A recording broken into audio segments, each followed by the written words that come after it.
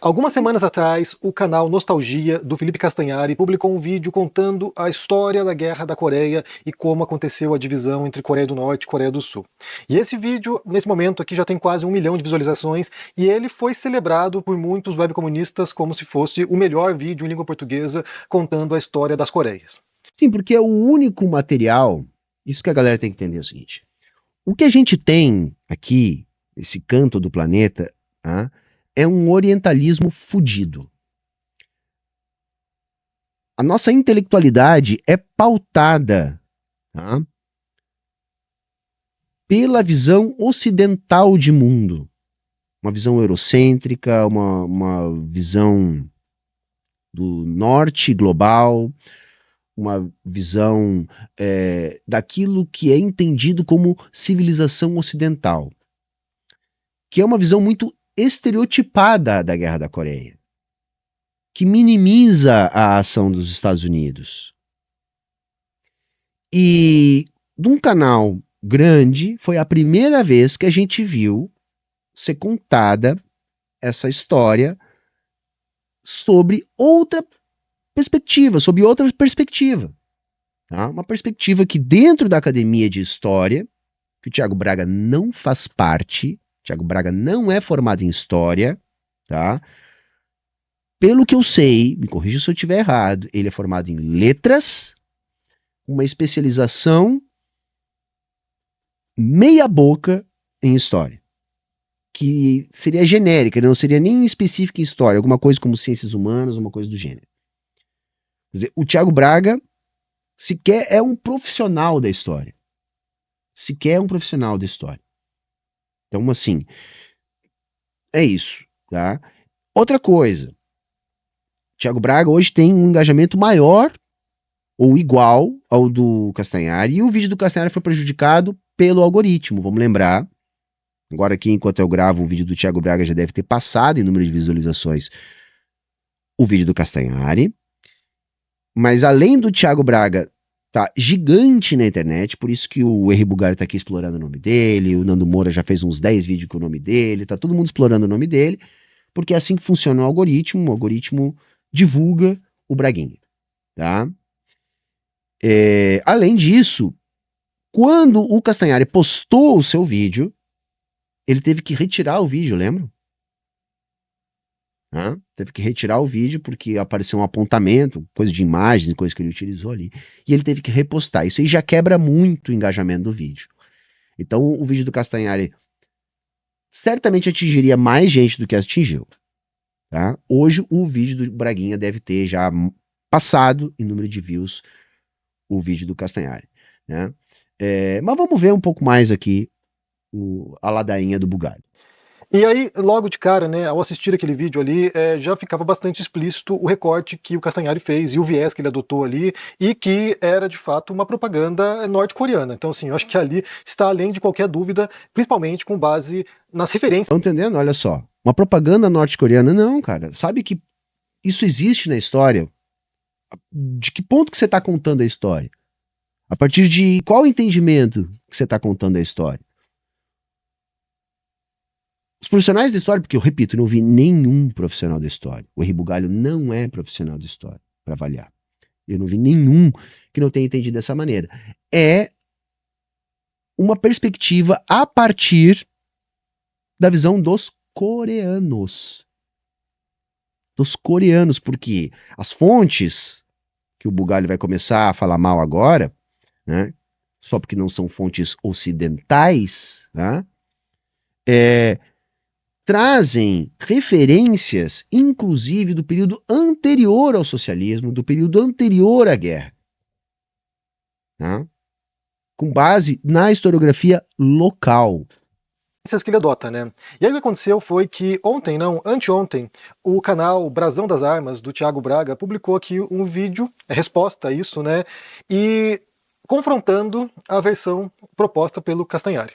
E aí o Thiago Braga faz um longo vídeo aqui, 1h20, com quase 500 mil de visualizações em apenas 2 dias, e aí vem com uma outra história para contar, e contestando, como eu falei, muitas afirmações e muitas perspectivas apresentadas pela propaganda norte-coreana.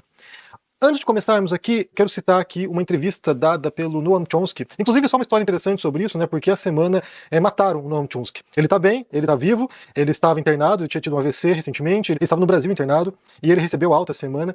E aí, alguns dias atrás, começou a circular a notícia que foi... O SUS é tão bom que ressuscita as pessoas.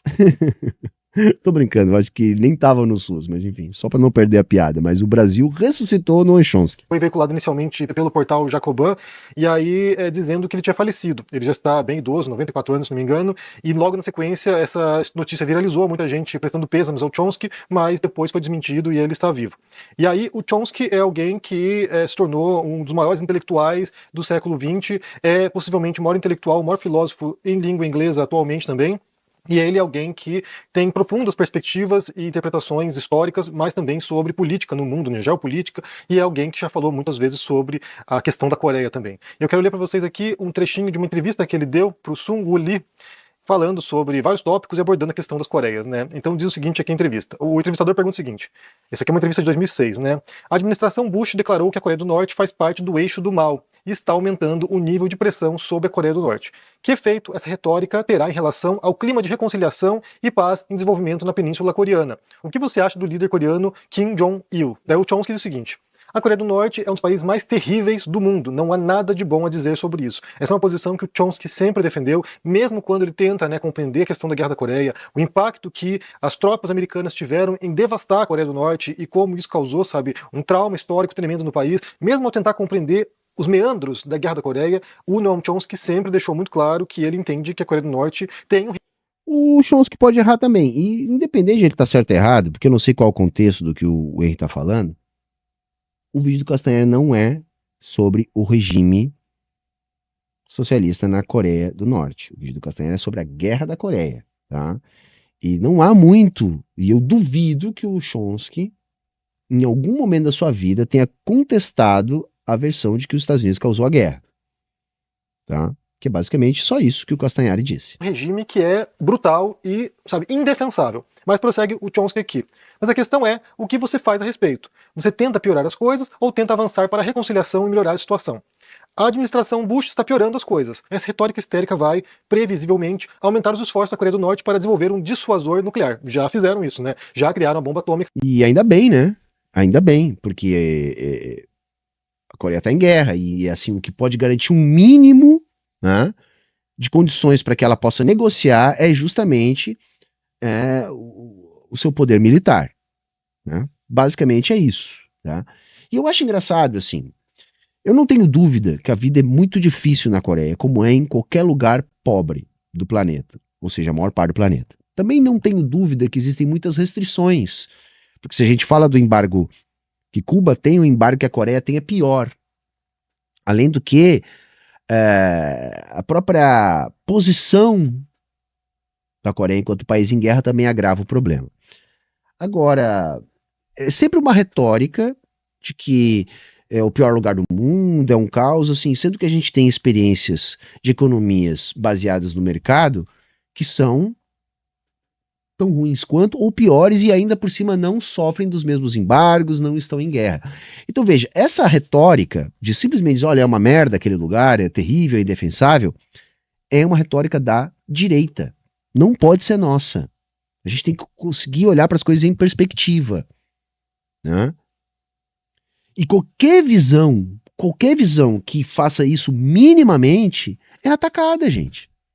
Você não vai entender o que existe na Coreia do Norte. Você vai simplesmente bloquear, inviabilizar qualquer debate, porque é horrível. Só que onde é que você vê essas informações sobre tudo isso de ruim que é? São nos canais de difusão da ideologia imperialista, que difundem essa ideologia. Né? Então, assim, não adianta o Henry Bugalho querer fazer um apelo à autoridade do Chomsky aqui, para pensar um trecho, né, para dizer, olha só, até o Chomsky concorda que a Coreia do Norte é má. Tá? Eu repito, duvido que o Chomsky não faça uma avaliação em perspectiva, por mais que ele tenha críticas ao regime. Todos nós temos. A questão não é essa. Agora, O vídeo do Castanhari sequer era sobre isso. Lá na Coreia, e isso aí talvez tenha estabilizado um pouco a situação, embora tenha causado outras preocupações na região. Bem, como prossegue aqui o Chomsky, e como o presidente sul-coreano apontou, você não quer que eles façam isso, já tem. Mas é compreensível porque eles fariam. Você ameaça um país com a destruição e eles não vão dizer, obrigado, aqui está minha garganta, corte-a. Eles vão tentar encontrar alguma forma de reagir. Os Estados Unidos dependem do exército tanto quanto o resto do mundo combinado. É tecnologicamente muito mais avançado e com uma capacidade de destruição enorme, que ninguém vai lutar uma guerra contra ele. O que deixa duas possibilidades para um dissuasor. Uma são armas nucleares e a outra é o terror. E assim, ao realizar ameaças significativas contra outros países, você está simplesmente inspirando terror e proliferação nuclear. Essa entrevista é dada ali na sequência, né, do 11 de setembro, já estava fresca a ideia ali, a guerra contra o terror, invasão do Iraque, ou seja, os Estados Unidos esticando seus músculos ali, né, flexionando seus músculos para tentar empreender essa guerra contra o terror, e aí incluindo a Coreia do Norte dentre esses países que seriam ameaças à segurança dos americanos. Bem, aí você tem uma visão de um grande intelectual que, como eu falei, mesmo compreendendo as sutilezas da guerra, compreendia e não tinha medo de criticar o regime norte-coreano. O que a gente percebe, e aí... Ou seja, vocês notaram, é o que a gente chama de cherry picking. O foco do que o Schultz estava falando não era o regime norte-coreano. Então ele pinça uma coisa que corrobora o viés de confirmação dele para utilizar um argumento de autoridade. Foi só isso que o Bugalho fez nesse trecho do vídeo. Um cherry picking para utilizar um argumento de autoridade. Tá bom, hein, cara? Tá bom, hein?